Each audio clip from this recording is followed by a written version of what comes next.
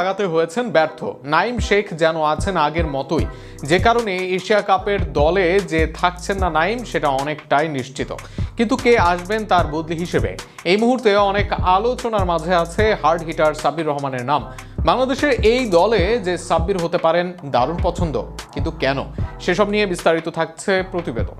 ঘরোয়া ক্রিকেটে ভালো খেলেছেন, একাধিক টি-20 আসরে রান করেছেন, ভালো খেলে প্রসেস মেনেই জাতীয় দলে এসেছেন নাইম শেখ। কিন্তু এতদিনে নাইমের যে পরিবর্তনের আশা করেছিল সবাই, জাতীয় দলে এসে যেন দেখা মেলেনি তার কিছুই। উল্টো এখনো ফুটওয়ার্ক, কনফিডেন্স সহ সবখানেই ঘাটতি নাইম শেখের। ফলে আগামী দিনে সহসাই যে বাংলাদেশ দলে থাকছেন না এই বাঁহাতি ওপেনার সেটা নিশ্চিতই। কিন্তু নাইম না থাকলে কে আসবেন দলে, কে হবেন ওপেনিং এর ব্যাকআপ, এই জায়গায় অনেকে অনেকবার প্রস্তাব করেছেন। তবে এই মুহূর্তে নাইম শেখের জায়গায় দারুণ পছন্দ হতে পারেন সাব্বির রহমান রুম্মান। একসময় বাংলাদেশ ক্রিকেটের ধ্রুব তারা হয়ে হাজির হয়েছিলেন সাব্বির, তবে সেই তারা বেশি দিন জ্বলে ওঠেনি। এখন নিভু করছেন তিনি, কিন্তু সাব্বির নিভে যাননি এখনো।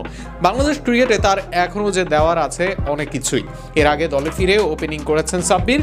ওপেনাররা যে ধরনের ক্রিকেট খেলেন সেই শুরু থেকেই আগ্রাসী ব্যাটিং করতে পারবেন এই হার্ড হিটার ব্যাটসম্যান। ফলে তামিম বা ইমন কেউ যদি ইনজুরিতে আক্রান্ত হন বা কোনো কারণে না থাকেন, তবে লাইট বাই লাইট সাবস্টিটিউশন হবেন সাব্বির। ওপেনিংয়ে যদি নাও আসেন তবে মিডল অর্ডারে যোগ্য ব্যাকআপ হতে পারেন এই ব্যাটিং অলরাউন্ডার। সেক্ষেত্রে চাইলে হৃদয় বা শামীম যে কারো ব্যাকআপ হিসেবে দলে থাকতে পারেন তিনি।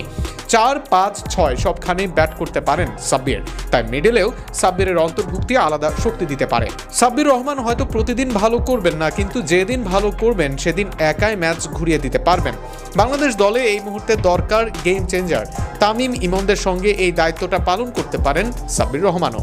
গত বিপিএলে সাব্বির রহমান ভালো করেছেন, বেশ কয়েকটি ইম্প্যাক্টফুল ইনিংস খেলেছেন।